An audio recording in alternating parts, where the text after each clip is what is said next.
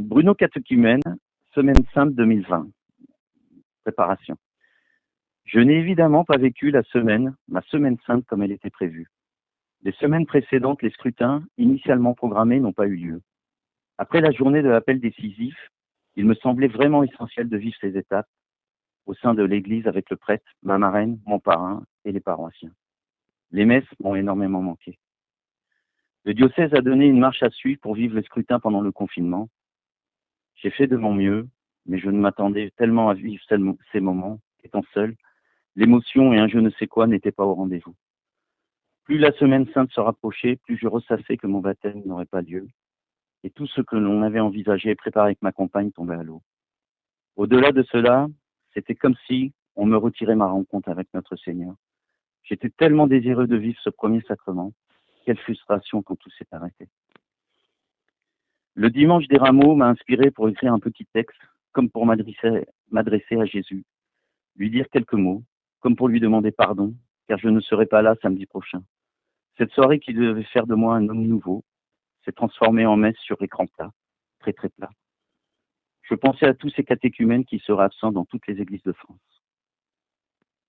Le travail et le télétravail m'ont permis de passer les journées de la Semaine Sainte assez sereinement. Le soir, tous les moyens de communication actuels m'ont permis de me sentir moins seul. Le prêtre, mon prêtre, le Père Éric, m'a été d'un grand secours, ainsi que ma marraine, Colette, mon parrain André. Tout ce qui circulait sur les réseaux sociaux, venant des chrétiens, me rapprochait de cette belle famille. Je me suis rendu compte que la messe et les fidèles de notre Église me manquaient vraiment. Vivre la passion du Christ en confinement m'a fait réaliser que ma douleur n'était rien par rapport à cet homme qui allait tout donner par amour pour nous.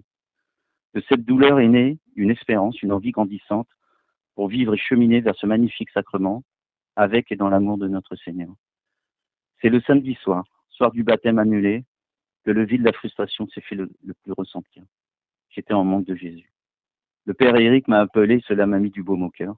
Rien ne vaut une voix, une présence pour vous remonter le moral.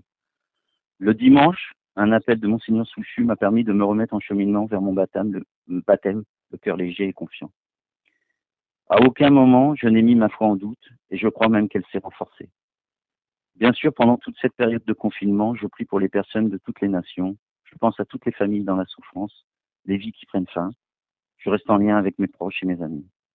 C'est une période très douloureuse qui continue malheureusement. Vivement la fin de ce confinement, que l'on puisse tous se retrouver dans l'amour et la fraternité, la solidarité, et que nos églises se remplissent, que l'on chante à la gloire de notre Seigneur.